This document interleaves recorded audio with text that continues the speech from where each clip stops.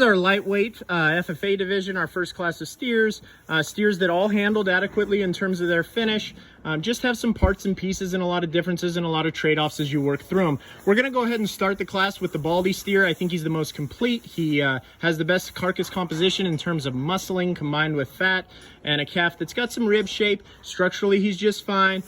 He's one that we really like when we get him out on the move, and I think that that's easily what sorts him to the class top when considering his contemporaries, although I do consider him the combination steer of the class.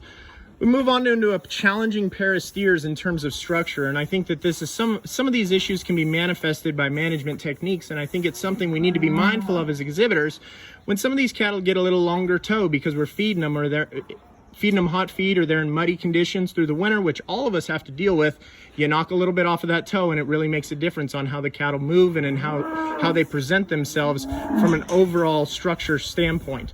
The blue steer is going to go ahead and be our second place steer just because I think he has the less of the two in terms of structural issues, and I think most of his are manifested just strictly in terms of foot length.